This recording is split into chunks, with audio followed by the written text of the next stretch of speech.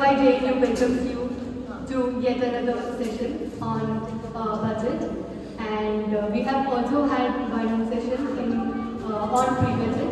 So I hope you guys might have attended that also. So today also we are having a panel with two speakers, and today we will be having a topic on the union budget, social security in education. And we have today with us Professor Dipa Sinha, faculty of AUD, and also one more speaker we have, Monami, Basu, faculty of DU. And now I'll be handovering the session to Comrade Ambika. She will be moderating today's session. And once again, SFI JNU welcomes you all to today's session. Thank you.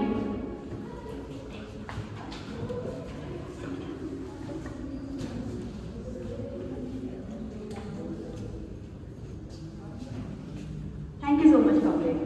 So, on the eve of the budget, we had our pre-budget discussion where we, charted out hopes and expectations for this budget. And we've since then had a few days to, more carefully sift through the documents and make sense of the numbers. And here we hope that speakers with us today will, shed some light on that. So today we pick up two very important aspects of the budget, which is the social sector and education, of course. And we have Professor Dipa Sinha from the School of Liberal Studies, AUD, and Professor Monami Basu from the Economics Department of College, DU. Both have worked for years on various social justice issues, and Dipa Sinha ma'am especially has extensively written on food rights, nutrition and public health. She is also an activist of the Right to Food campaign. And Monami Basu is an assistant professor of economics at Nehru and is a part of the Democratic Teachers Front DTF, which has been at the forefront of struggles for the improvement of the conditions of work of teachers and by extension strives to democratize higher education in India. A very warm welcome to both the speakers. We are having one of these mess talks after what seems like a very, very long time. So it's a real honor to have the both of you here. And as the spirit of JNU gets crushed with every passing day, here's a gentle reminder that we shall not stop speaking about things that matter. Over to you, speakers. Sure, I can go first. Hi, I'm Monami Sinha. I'm from Monami Basu from Nehru College. The last time I was here was in 2020, I think, right? Or 2020. So it so happened that you guys invited me at 8 o'clock, and I came exactly at 8 o'clock, and then I figured out that there was no one there. So I went to Surajit Das's house where Neha Mishra, my friend, stays, and she offered me drinks. And I had 2-3 rounds, and then I came down and gave a talk. I gave a fabulous talk. But today I was careful. I told everyone that I told Ambika, tell me 20 minutes ahead. So therefore, I'm not drunk. I will not give as good a talk as I did the last time around. So I am surprised that you still have any hopes from the budget. I've been doing this for quite some time, and for the last 9 years after the Congress, it has been going worse and worse. The allocations, the realization of the budget, the estimates and the actual spending. Okay, so it's been abysmal. They are touting this year's budget as the highest ever. They think, and of course people are fools, and they think people are fools, and people are fools because it might be higher in absolute numbers, but they are not really talking about the real allocations, especially in very key areas. And what I want to do is, first I want to give you a few numbers which I've noted down. Don't remember the numbers at the top of my head. Then I want to talk about, of course, I'll be comparing those numbers with the previous numbers, and I will give some heads like UGC allocation and all, but I want to talk about my experience as, so one good news is that 5 of us left, UTF people stood for AC elections, academic council, and all 5 of us got elected. With pretty good vote share. So I came to know even better about the university while I was campaigning. I had 25 colleges in my constituency of all kinds, which were under the Delhi government and under the central government, and I talked to a lot of people. So let's look at the numbers. The education budget is 1.12 lakh crores this time, out of which about 48 has gone to higher education, 48,000 crores, and 68,000 crores has gone to school education. Okay, so there is within the budget there's a constant, like always, there's a constant push for digital education, digital libraries, etc. The share of education and GDP, which is the share of total education and GDP, center and state, stands at 2.9%. It has been 2.9% of GDP for the longest ever time. हम लोग जो protest में जाते हैं, हम कहते हैं कि GDP का 10वां हिस्सा हो, वो 10वां तो दूर, वो 1/3, 3% हिस्सा भी नहीं है. And even according to NEP, the NEP goal for spending on education is 6%. Even according to going by NEP, and I'm sure that NEP goal is all, it doesn't really mean anything, because out of that goal, a lot of it will be, through HEFA and the government getting you loans to study. So what aim or objective they have under NEP really doesn't mean anything. Okay? So there is this talk about 38,800 teachers for 740 model Eklavya schools. I think Dipa will be able to talk later about it. The union spending on education, now I'm talking about the center spending on education, was 0.63% in 2013-14. Ever since it's just been going down, except for the years 2017-18, I think, it went up, and then again it has come down, and it has been at 0.37%. Last year it was 0.37%, this year it's 0.37%. It remains at it. So back in real terms, it has actually gone down. Okay, and they're saying that this year the spending or the budget allocation is 1.12 lakh crore. As opposed to 1.04 lakh crores. Again, it does not beat inflation. Now let's look at, so this, again there is this interesting piece of analysis that I read somewhere, is that in the last 9 years, your allocation has always consistently been lesser than the actual spending. So, and so whenever they talk about whenever they're comparing and saying that last year, the estimates, the revised estimates or the actual spending, compared to that it has been higher, but those have been lesser than the allocated spendings in the budget. जब budget में allocated spending declare हुआ था, उससे 0.4%, 0.5% हर साल कम spend हुआ है, even lesser than the revised estimates sometimes. So doesn't really mean anything when they say that it's more than the. So you get the picture that what I'm trying to say is that there has been no substantial increase. In real terms, there has been a decrease, and all these newspaper articles touting it as the highest budget ever allocated to education is something that you need to look closely at. So then if I break down and look at certain heads, there is some 1,200 crores assigned to world-class institutions. Now, Geo University has also been designated as an institution of excellence. So I don't know what they mean by world-class institutions. And Geo does not exist, by the way. And even before existing, it's become a center of excellence. So interest subsidy, scholarship has gone down. Remember, there has been a 6.1% inflation. And if you look at UGC allocations, for instance, there has been an increase in 4.4%. So inflation of 6.1% and an increase in by 4.4%. So therefore it goes down in real terms. EICT remains the same. Grants to central universities increased by 4.79%, which is again not beating inflation.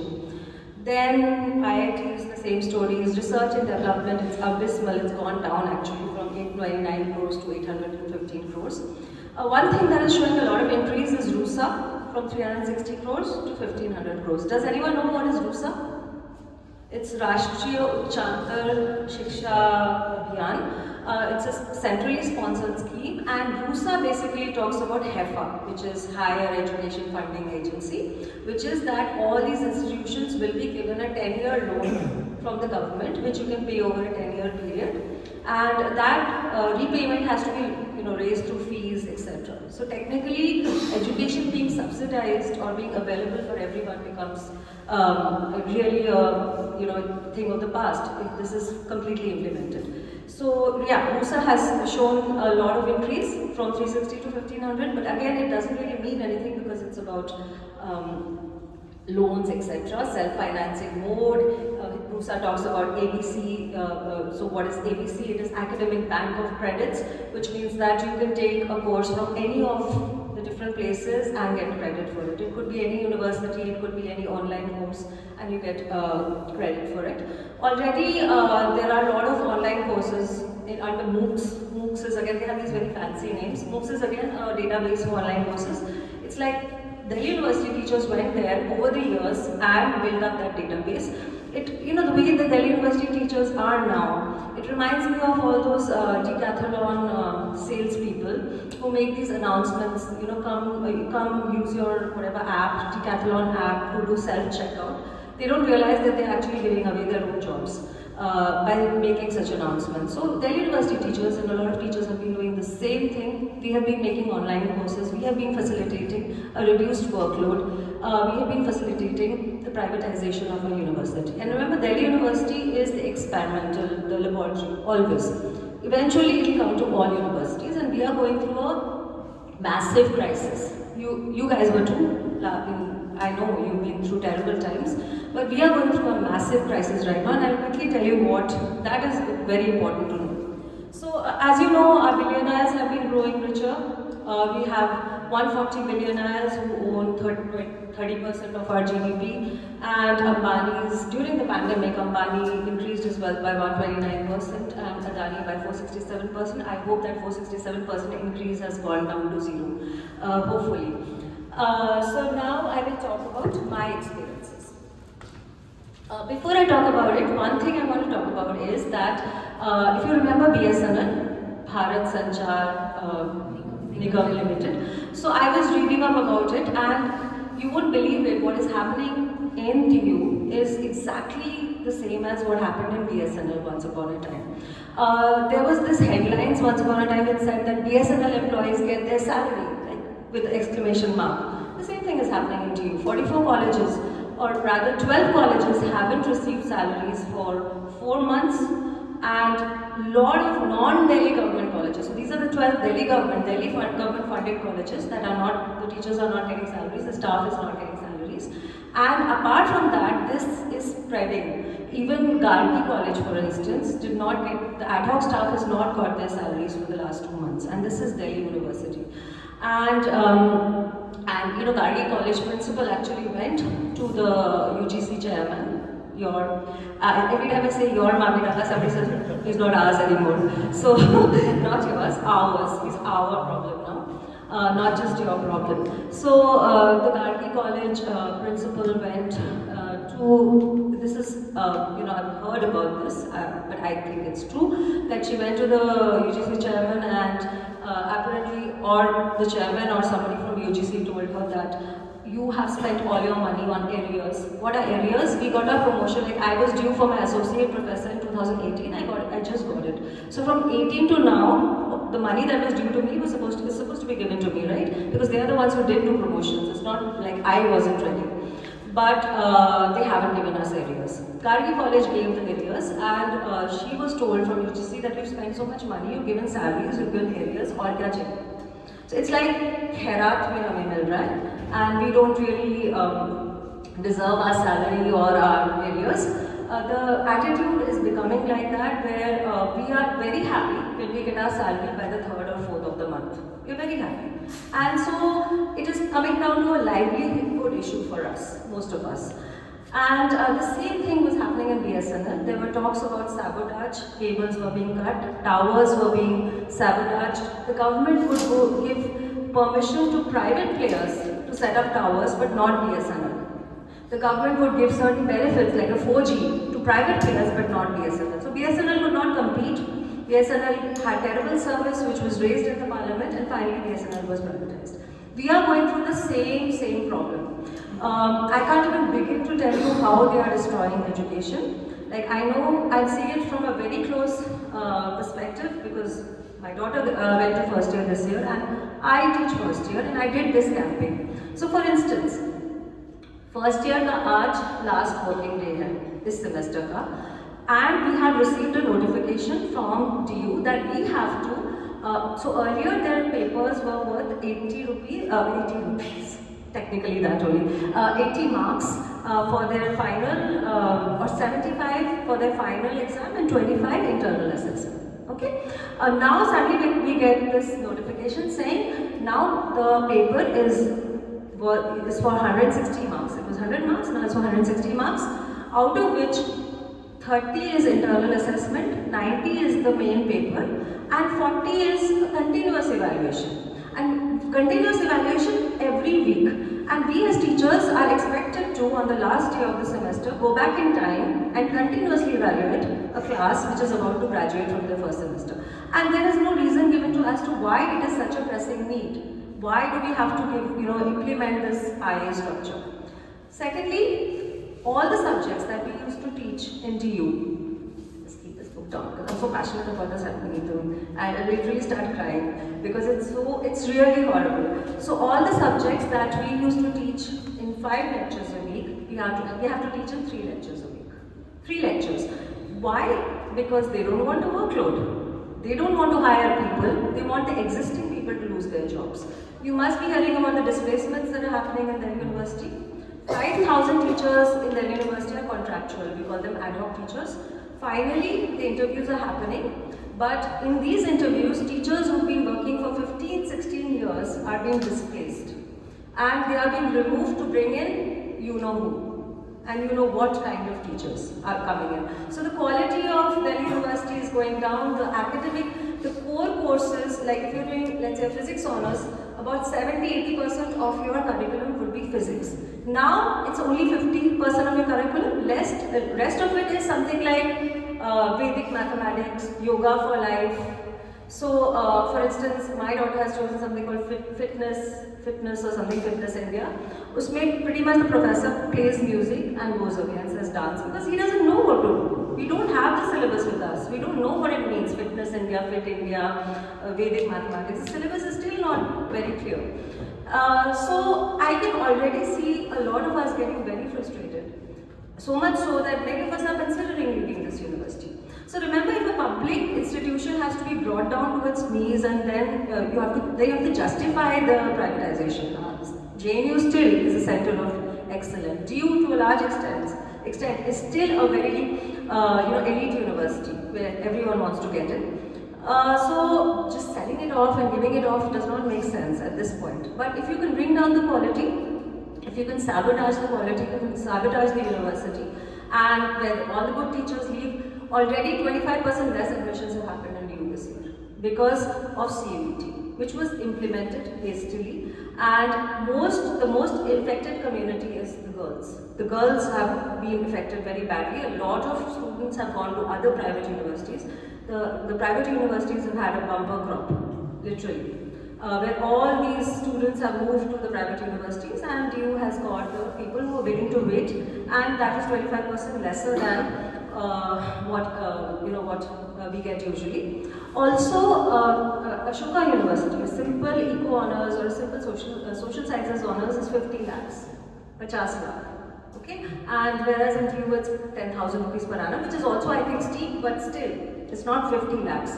So you can imagine in which direction we are going. It's very clear that the budget, whatever they give now, I've lost faith in the budget. The intention is very clear. So therefore, there was this, there's this quote by James Baldwin who says that, please, I don't believe in what you say because I see what you do. And it's very essential for us to see what these people are doing. They're sabotaging higher education. They are not giving salaries to teachers. They are bringing down the academic quality. The budget has all these high-flying numbers which mean nothing. And in every which way, our beloved universities are being brought down to their knees. And I don't know, so like what has happened in DU, for instance, our DUTA is controlled by NDTF, which is the right-wing teachers Teachers Association. So we have no protests. Right now we have no protests against any of these things that are happening. Plus, even though our AC members made it to the council, executive council we could not make it. And executive council is where finally the decisions are taken, whatever is decided at AC. So kind of makes AC toothless. Though we will fight, and the AC fights and struggles are significant only if those struggles can be taken to the roads. But there is no one on the roads to take up our struggles. Most people don't know. Even the education, the academia doesn't know what Delhi University is going through. Nobody knows. In fact, one of our colleagues has moved to Allahabad University, and she says that the atmosphere, the academic quality of the academic quality, the research atmosphere is much better in Allahabad University. Which one feels sad to me. Of course, it's good that Allahabad University has a good environment, but compared to Allahabad or any other university, DU is being considered as very low quality, and I feel sad. I feel sad about this university. And we are almost, if you go to the university, everybody has lost faith. They don't believe this university can sustain. They are saying nothing can be done, but something always can be done. So one thing that needs to be done is firstly create awareness. Create awareness amongst people. Otherwise, there's a whole class of people out there who will be excluded from education. In my class, 50% of the class comes from lower middle class background. A lot of these students are first generation educated. These are the people who will absolutely lose out if higher education is privatized. So yeah, that is basically the dismal picture that I presented in front of you. You could go on with our second speaker. After that, if you have questions, you can answer. Thank you.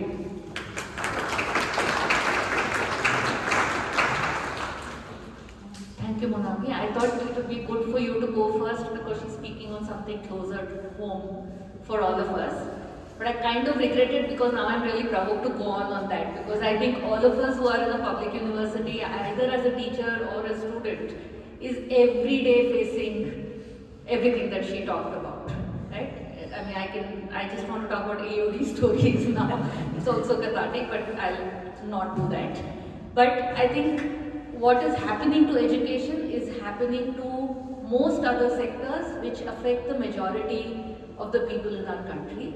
And the budget is one document, and the finance minister's speech on the budget is one occasion where we get to see this intention articulated by the people who are practicing it.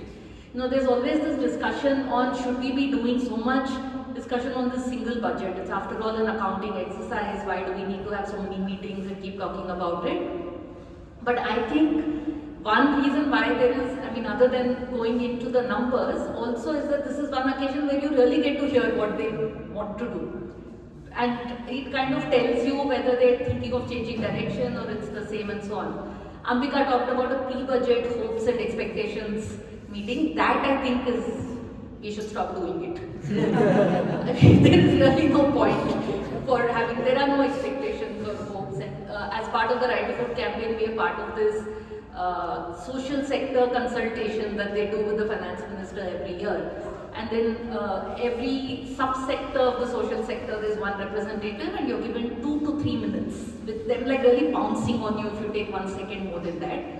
The last 5-6 years, we're not even preparing for it. We take the same statement of the previous year and we go and read it out because nothing has changed. We come up with a post-budget statement, mostly we are copy-pasting that also. Thoda number idhar udhar badal do, 2% might become 3% and so on. But we are not really having to write again or anything. So it's a bit boring also. But I think, like Monami said, we need to keep talking about it. Because if you don't, then it happens at much greater accelerated speed. This year's budget particularly I thought was interesting because being the budget before the last full budget before elections, one had one slight kind of expectation, I won't say hope, but that maybe there'll be some change of track with the elections kind of in mind, right? And that therefore it might be what the media still called it, populist. And that in the name of populism, maybe at this time when people are really going through distress, all kinds of data, rural wages for instance, if you look at it, have been stagnant for years, have been declining in real terms the last couple of years, that something would be done about this, at least to show 1 year before election that we'll do something about this. And there I felt it was interesting that it continues to, with greater intensity, follow the same strategy that has been followed the last few years, which is to completely be in favor of the corporate sector. And when I say corporate, it's the big corporate, and telling the country that they are the ones who are going to get us out of this mess. That is the message that this budget, last year's budget, has been given.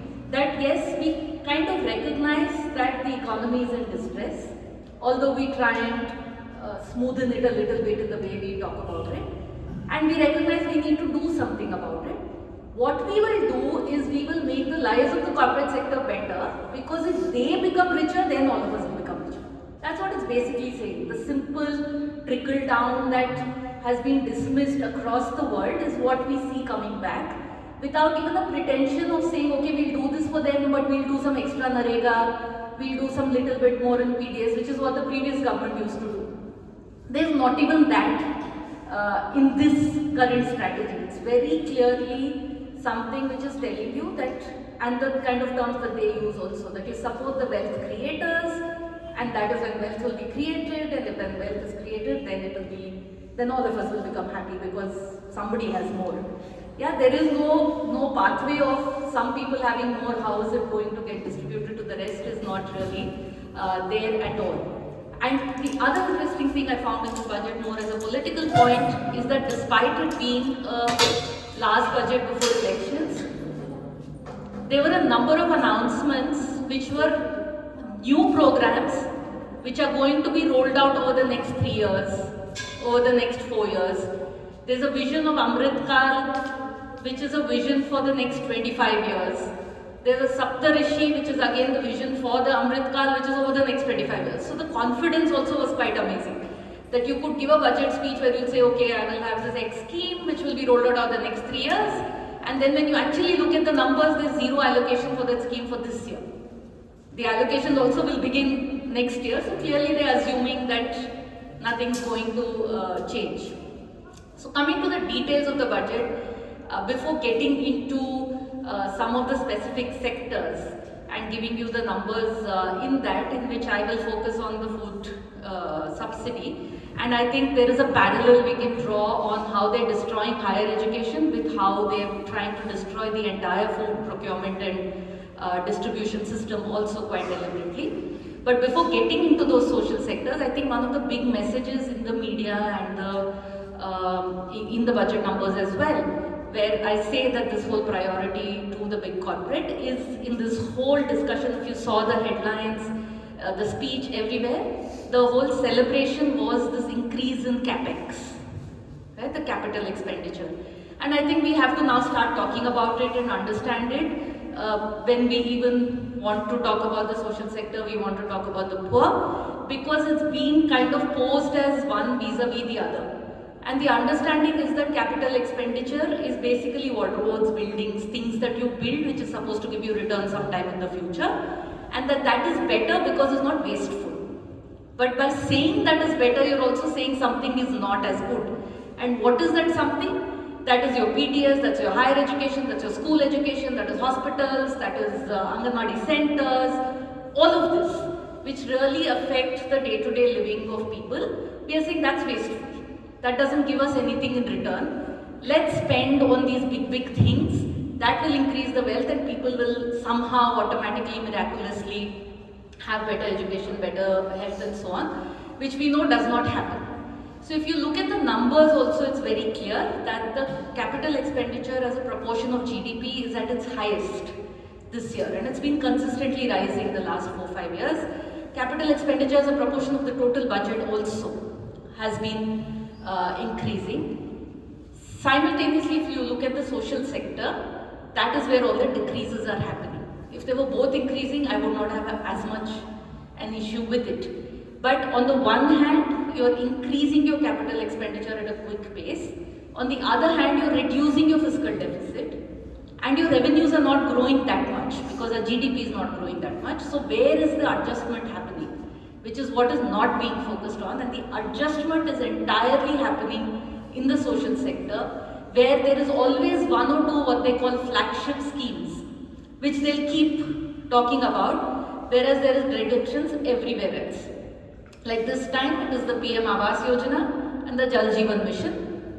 I have nothing against these two schemes. It's great that they've got more money. It is good if drinking water, piped water reaches every home and if everybody has a pakka house. But these are the only things, two things where there has been some increase in the budget. But across the board, there have been reductions. So if we look at the capital expenditure, there's no problem. If that money, even Narega is capital expenditure, right? But that's not where the increase is. The increase is in what they call roads and bridges, which is all our highways. So yeah, the rural roads are Pradhan Mantri Gram Sadak Yojana. It doesn't come in the roads and bridges. Narega is another head. So it's roads and bridges, it's communications, and it is fuel. I don't know what they call it, but it's basically these oil pipelines. Right? All of these are hugely capital intensive sectors. These are sectors where there are huge PPPs. So it's basically going to be done in partnership with very big corporate companies. We know which ones those will be. They'll all be eminent, excellent corporates. And the assumption that the dream we are being sold is that when we do this with them, so many jobs will be created and such lovely infrastructure will be built that all of us will have better incomes, better access to markets, better access to lives. That is not played out because these sectors have become more and more capital intensive and they are not creating those kind of jobs. On the other hand, we have schemes which have been doing very well, which do create jobs and put money in the hands of people who spend. Yeah, so that theory in itself is not wrong. That at a time when the economy is slow, depressed and the demand is low, that the state spends more. That's correct. But what does it spend on? And who does it spend on? If you spend on the Narega, where does that money go? It goes into the hands of millions of workers who will immediately spend that money. Why will they immediately spend that money? Because they don't have the luxury to put it in the stock market or buy some imported good or make a foreign trip. They will spend it locally, right? So that makes so much more sense from the point of view of a multiplier. But what has happened to the Narega? The Narega budget has been drastically reduced compared to last year. But once again, you might have read in the media, the response to this, they have a response to this, which is that the Narega is a demand-based scheme. So, theek hai, this is what we are saying it is, but if more people want to work, we will always increase the budget. The other argument along with that they're making is that, but we don't think they will want to work because life is going so well. Because we are doing all these other things which are going to create jobs. Like I said, the second thing, there is no evidence. The first thing about they don't want to work is again an example of what's happening to higher education. That on the one side you're saying you're promoting it like you have an NEP and you're saying you're going to increase expenditure. You have this Narega and you're saying it's demand based. But you're doing everything to ensure that you kill the demand. Not by creating better work opportunities, but by making it so miserable to work under Narega that people prefer to work for much lower wages to migrate than to work in Narega. How are they doing it? One way they've been doing it is just by delaying wage payments. So if a poor person works in Narega today, they will get their wage maybe 6 months later. If you live in Bengal, if you have the misfortune of living in Bengal, you will be a victim of the competition between the state and the central government where you'll wait for 1.5 years and you still won't get it. And the reason you're being given is that, oh, there's too much corruption in Narega, so we won't give the wages. But the person who worked has still worked. Somebody has gone out in the sun and dug mud who has not got wages yet. And a poor person, even those of us teaching in the university, if these kind of salary delays happen more than a couple of months, we'll have to go look for other employment. So think of a poor person. That was the day they could have spent working somewhere else. If they worked in Narega and they didn't get their wages, that means that they did not eat vegetables.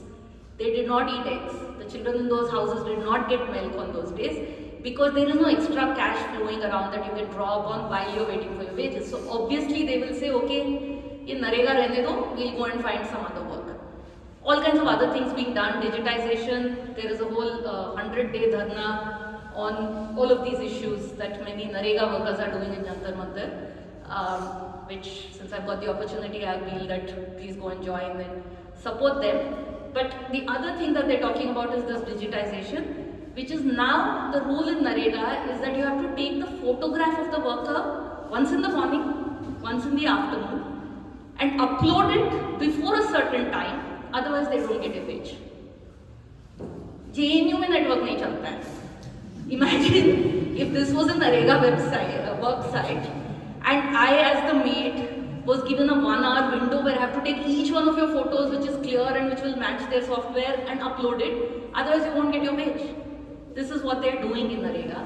Obviously, eventually people will not want to work in Narega, and we'll celebrate that as a success, saying we don't need Narega. Because the economy is doing so well that people are not demanding for Narega. So it's really a clever way of doing things, and we have to go into the details of seeing how they're happening. So that's one area where the budget has been cut, and from previous experience we know that you're just killing the demand, so there's no question of demand increasing and therefore you giving more.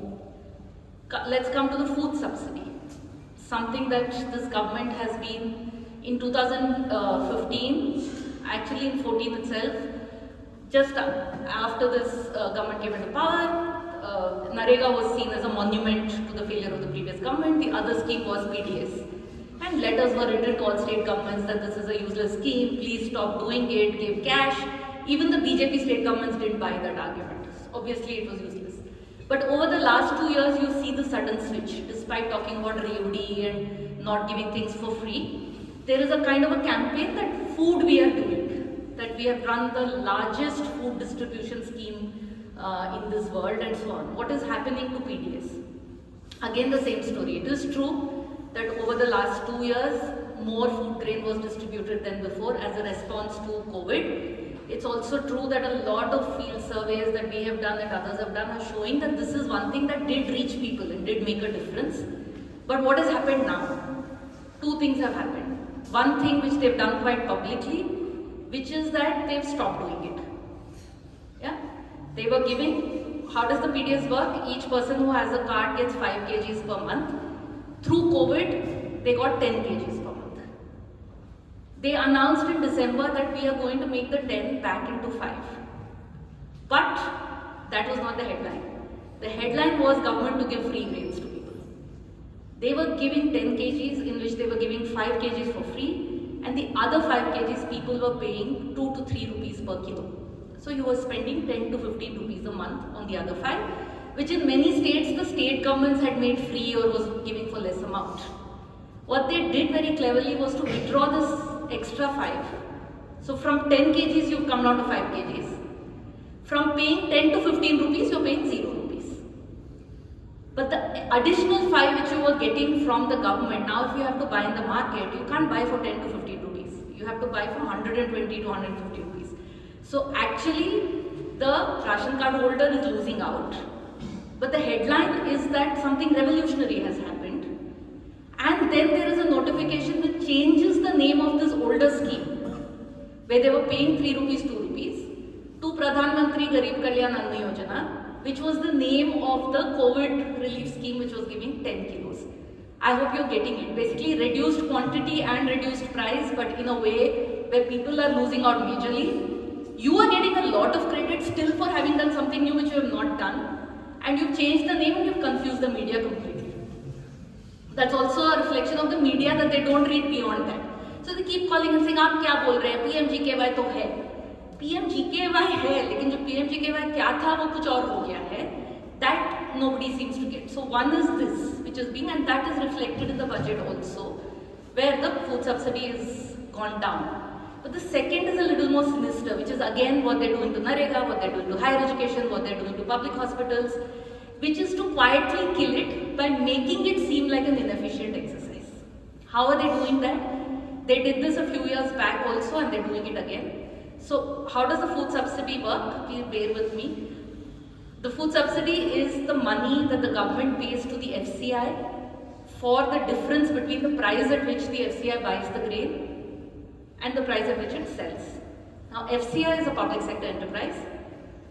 If FCI has a loss or if FCI's dues are pending, it does not show in the union budget. And so if FCI has actually spent 3 lakh crores on PDS, but government pays it only 1,50,000 crores, in the budget we see only 1,50,000. What are they doing? They're telling FCI, okay, we'll pay you half, the remaining half you take a loan from the market. So the money being spent to give the poor subsidized grain is being raised from the market by the FCI at very high interest rates, which they will not be able to pay. And this keeps getting piled up, and in 3 years or 4 years they're going to say, look at this FCI, it's such an inefficient organization, they have such high pending loans, isko to band kar dena chahiye ya bech dena chahiye. And there are already existing interests in FCI also. It has huge storage units, it controls a big part of the food economy. Again, the usual suspects are interested in storage. I mean, if you just go and look up at who is doing most food storage, who is doing, I will not name them, there are not many guesses also. It's again the same people. And again a public sector unit which is doing quite well, which has been appreciated for its efforts through COVID, is just being quietly being killed by not supporting it. You're not giving it enough money, you're making it do things, and then you say they don't know how to run. Public sector is inefficient, isko private ko de do. There's a recent report in the Wire which shows from file notings and Niti Aayog that process has already begun, where they're talking about PPPs in PDS, they're talking about how ration shops are useless, you should give it to these supermarket chains to run the ration shops. So again, to justify that, you can't have a well-running FCI. You have to kill it, which is what they're doing. One more last example, health sector. Again, this is one area where many of people who work on health really had true hope. We thought this horrible pandemic has come, so many people have lost lives. For it to be worth, at least health will finally get some attention in this country. That of course has not happened. As a proportion of the GDP, in real terms, the budgetary allocations for health have been going down. But within that allocation, there is a shift taking place.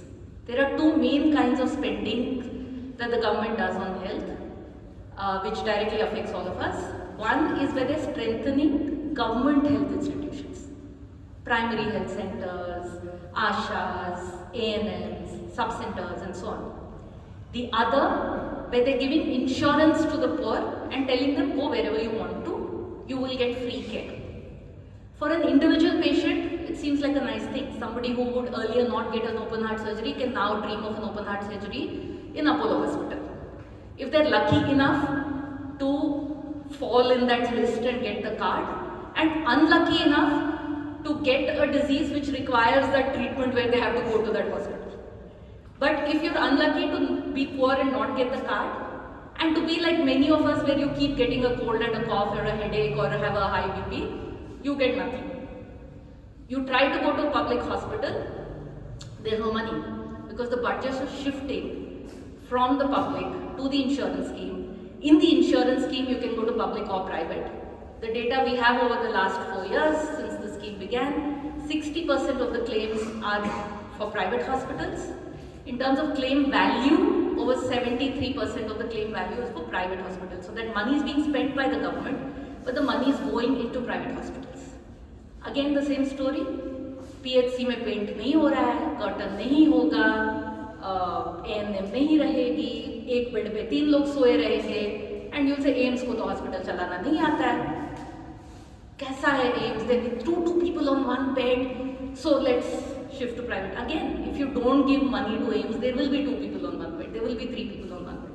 So that pattern is something which, yes, is not unique to this particular government, but is something that has intensified much more in this government, and in this budget we see that happening across all this. Just a few more minutes on some schemes which are usually small in amount and neglected, but really important and close to many of us, is the children in our country. Firstly, last 3 years, children is a word that has not appeared in the finance minister's speech. It is, other than digital education, in the context of digital education, even there the children word is not used. What is happening to them? For children under 6, who are considered to be the most important group to invest in, if you ask me if you want to do an expenditure which has the highest returns, that's the group. Yeah, it's not this year. The returns will come 15 years later. But if you don't invest in them, that growth will never be attained. And there is enough evidence and quotations to prove this, enough longitudinal studies across the world. People have been awarded Nobel Prizes for showing that if you invest in your children, you do well when you grow up. We have one scheme which addresses them, which is the ICBS, the Anganwadi services, which in real terms mean adjusting for prices. The budget for Anganwadi services this year is 40% less than what it was in 2014. We have another scheme for slightly older children, 5 to 14 years, which is the school midday meal scheme. One good quality meal that they look forward to. In many states, again, if they're lucky, they get an egg twice a week or thrice a week. Budget for the midday meal scheme in the same period, between 2014 to 23, in real terms, again, reduced by 40%. What does this mean? It means that the people who make these schemes possible, the Anganwadi workers, the Anganwadi helpers, the Ashas, the midday meal cooks, have not seen any increase in their salaries over the last 10 years. In real terms, that means they've seen a fall in their wages. What else does it mean? If 8 rupees per child per day is spent on supplementary nutrition in the Anganwadi, and you have a norm that in that amount you have to give khichdi with vegetables and whatever else, 5 years back, even today at 8 rupees you are expected to feed that. Hoga kya? Jitna bhi honest Anganwadi worker ho, where will she bring it from? So dal is getting watery, even more watery, towards where it is just chawal with haldi to pretend like there is dal. That's what it actually means for the child on the ground. And this is what we are investing in both these. Third scheme, Pradhan Mantri Matru Vandana Yojana. And because it's JNU, I can say this. This scheme was, this was part of the entitlements in NFSA, but it was introduced with great fanfare. So if you remember 2016 November, there was demonetization. There was a lot of trauma everywhere. On New Year's Eve that year, the Prime Minister came and gave a speech. And he shed some real tears, like they were tears that came out of his mouth, eyes. And one of the things he said as part of that speech, like, oh, I've done this, I've put you through these great difficulties, I'm very sorry, blah, blah, blah. But I'm doing this now for the mothers of our country. I announce from January 1st, 2017, Pradhan Mantri Matru Vandana Yojana. Look at what is happening to that scheme. Consistent decline in number of beneficiaries. 5,000 rupees in 2017, 5,000 rupees today also. Budget in real terms is just going down continuously.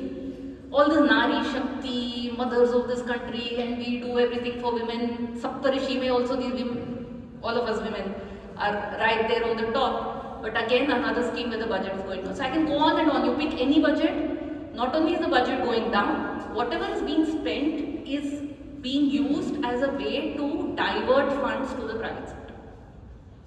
So you might increase some amount in PDS for fortification of grains. Why? Because fortification cannot be done by the government. You have to get some big company to import the micronutrient mix. You have to get some miller to then prepare that. So that we are willing to spend on. Otherwise, there's a complete destruction of whatever exists. Just 2 more points and I'll conclude. One, therefore, we also have to look at what are the other ways in which the corporate is being helped. I think we cannot talk about the social sector anymore without pointing this as well.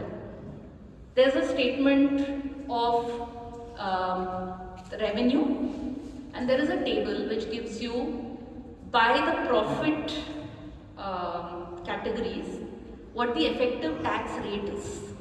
Yeah? Highest tax rate I'm talking about. So companies which have a profit before tax between 0 to 1 crore are paying something like 26% as effective tax rate.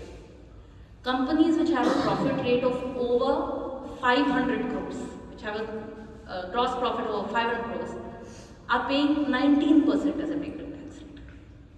So the bigger you are, the less proportion you pay as tax. Where in the world does this make sense? And I have not done any great calculation, it's a table. You just have to look at the table, there are 2 columns, it says profit itna, and her profit ke category mein what the taxes, and it's consistently your profit is increasing, taxes decreasing. Progressive taxation we talk about.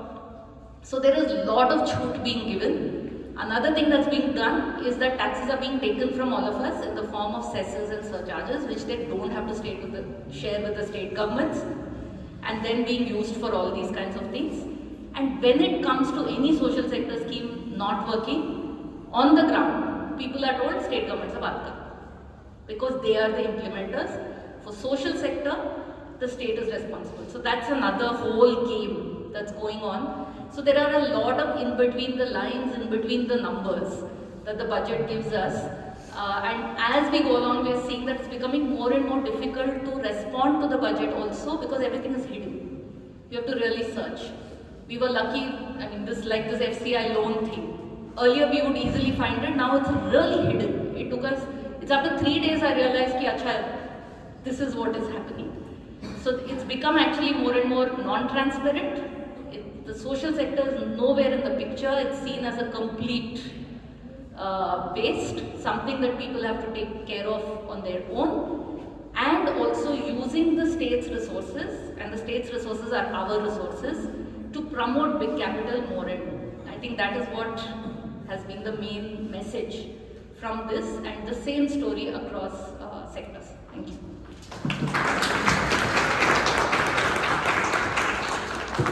Thank you so much, speakers. Now the underlying issues in both the sectors are a lot more clearer. And as Dipa ma'am says, to me it's apparent that the government, what it's trying to do is somewhat like what Apple does. It's planned obsolescence of products and then mass sale to its favorite corporates. And Monami ma'am, thank you so much for making the talk interesting with your own experiences. So now we would have quickly a question and answer session. We are opening the session to the audience. If you have a question, just put your hand up, and if you'd like to address it to someone, in specific, just mention that also. Thanks.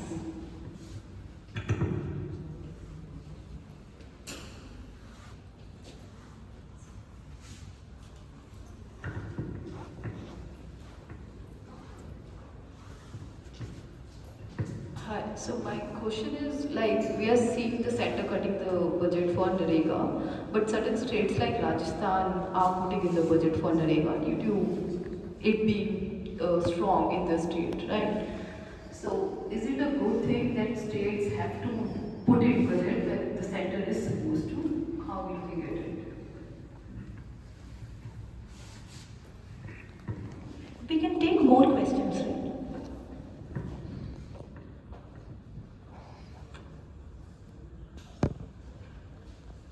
Don't be shy.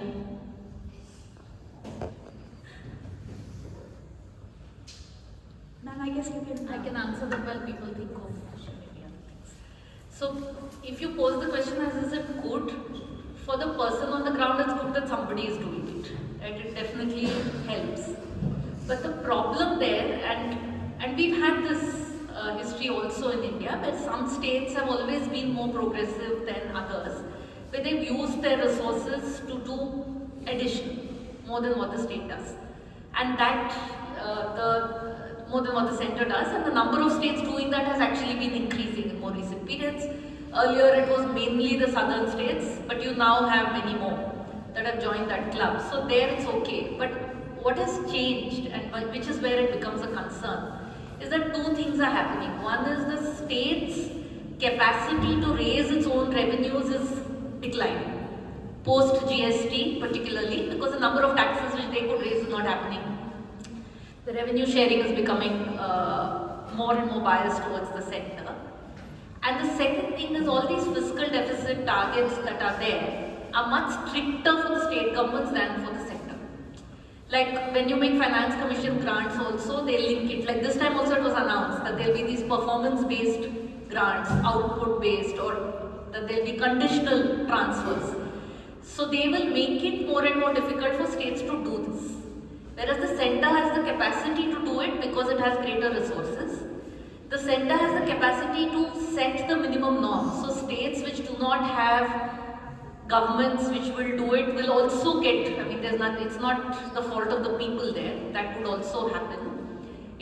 And for the state governments to do it, it's difficult. So if they're doing one thing, they're cutting corners somewhere else because they don't have those resources and they don't have the capacity that the center has to create money.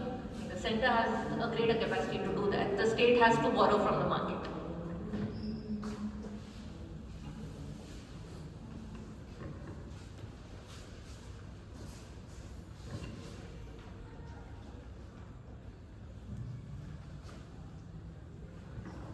Questions?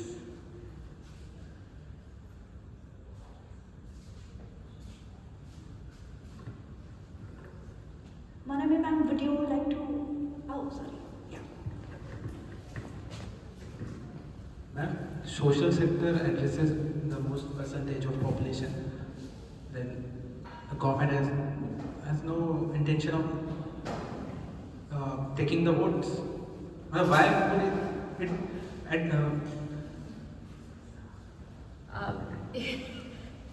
I don't know if I have an answer.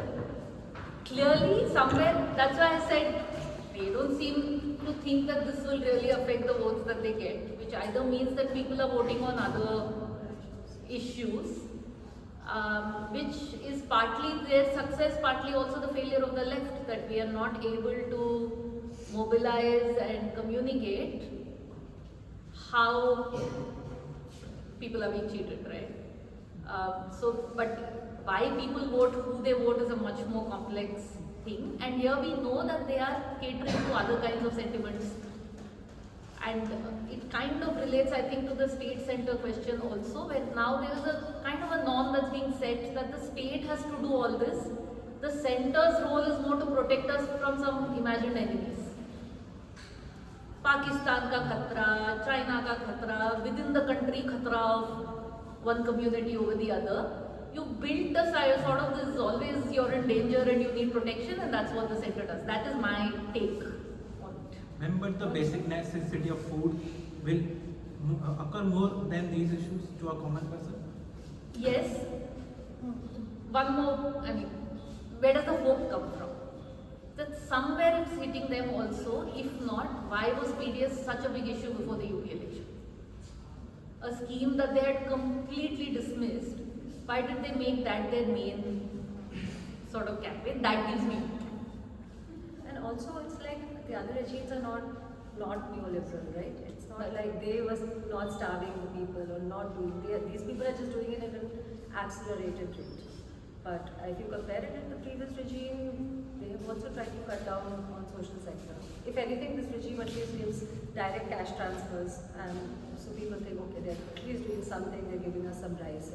They don't realize that the change has to come from the policy making and not just some one-time 500 rupees or 6,000 rupees per annum.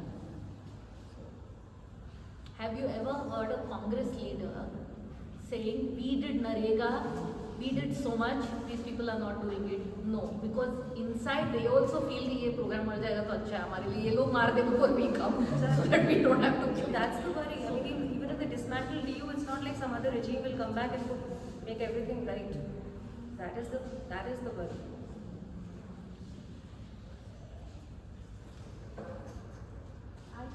I have a question.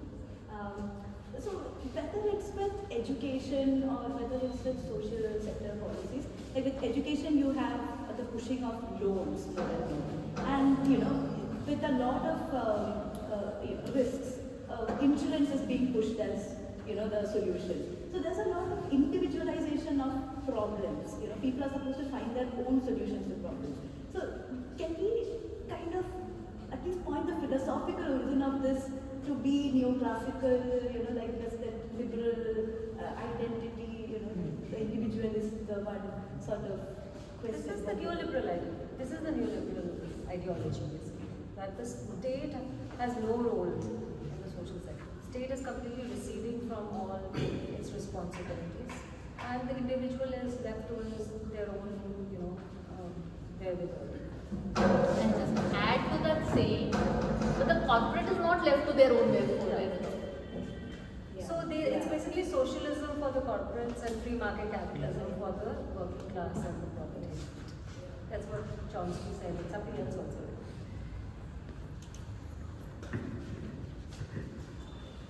What is the general trend of other countries spending on social sector? Is it just that after the pandemic the states has increased their spending on social sector, or is it just that India is still on the neoliberal trend? How do you see the other nations spending on?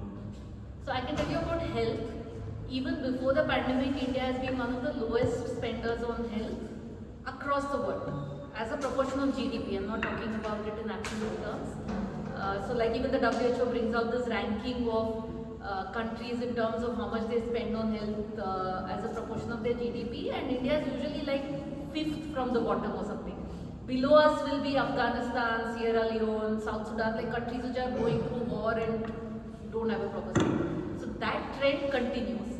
In health, what they're doing these days is again, sorry I have to keep going into details because like this year the economic survey says that health we've always been spending around 1% of our GDP, 1 to 1.23% of our GDP. It went up to about 1.3%. But what they've suddenly started doing the last 2 years since the pandemic is that the spending on water and sanitation is now added to the health expenditure.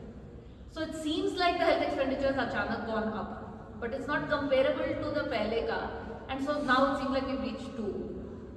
It doesn't match our own, even with this heragiri, it does not match our own goals in the national health policy. Nowhere close to what the global norms in this are. And that reflects in various things, like if you look at the nurse population ratio, you look at the doctor population ratio, bed population ratio, all of this we are amongst the lowest even compared to countries which are poorer than us. Also, globally, I may be reading this wrong, but there have been the Ukraine-Russia war, there has been a problem in Sri Lanka, in UK. So, we've seen some headlines that point to a possible recession in the future. I'm not sure how much, but then there's also an issue that some states, while they contribute a certain amount to the center, their returns is very low. For example of Kerala. And recently, Nirmala Sitharaman had said that they are not giving this details for the last 4 years, which was again contributed by CAG. But in this situation, there is a growing antagonism between the South and the North, and South is forming an alliance, Tamil Nadu, Kerala. So, in the face of the recession, how might this plan affect? Also, if I can add to this, as we've seen historically, in case of every recession, the immediate response of the governments is more austerity, more further reduced spending. So, how are you going to tackle this? The situation becomes worse. South versus North, please organize another seminar. And I can see that 2 of the South Indians, of the few South Indians in this room, got activated on this. And I'm also, as a South Indian, responding to this. I think there's great merit to it. But it's also not completely fair. I mean, the South also now is more and more using cheap labor from the North. We have to accept that. Kerala, all the labor is now UPBR, right? Across southern states. So it's much more complex than we would like to believe as this versus this. But yes, as far as social indicators go and as far as priority to these issues in politics goes, the South is way, way ahead, particularly Tamil Nadu and Kerala. There's no doubt about it, and that I think also has to do with both the social reform movements that they had even from pre-independence period, as well as the left politics that particularly Kerala has had, and the competitive politics that both states have had, the way they've handled caste, multiple things. But it's a huge, it is an issue, but it's becoming more and more complicated in this context where in the name of federalism you're centralizing more and more. So obviously they are reacting because they are in a position to be able to do much more, which they're not being allowed to do, which is relates to what I was answering earlier also. They would want to do things. Tamil Nadu is now giving breakfast also. They're giving anda 5 days a week. And in the 5 days a week, a few years back there was a discussion that everyday boiled anda is very boring. So let's give tomato egg one day, egg biryani one day, and something. I mean, for me that sounds like another country. For activists in Tamil Nadu, they're still complaining. Right? So there is a whole benchmark. Yeah, the benchmark is different. That's where I'm saying that if in this country that can happen, why can it not happen in Jharkhand? Why can it not happen in Bihar? That's what a union government should be doing. Austerity, yes, but we seem to be much more devoted to it than many other countries. What is the hurry? Why are we so obsessed with the fiscal deficit? No, when there is so much gap in the demand, and it's not as if because you're working so hard to keep your fiscal deficit within limits, some great foreign investment is flowing in. It's not happening anyway. And anyway, we've been asked to give up all our subsidies. The middle class has given up the gas and subsidies. So, yeah, we won't mind. As long as we are told that we are under attack and threat, I think people will adjust. The political economy of austerity, I think all of us, if you're doing economics, no. Who it favors again?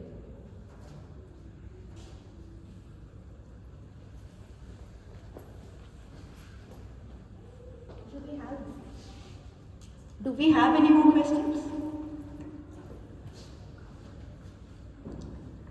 Okay, I guess we can wrap up the session complete. Yeah, okay. So I'll hand the session over to Comrade Sinha.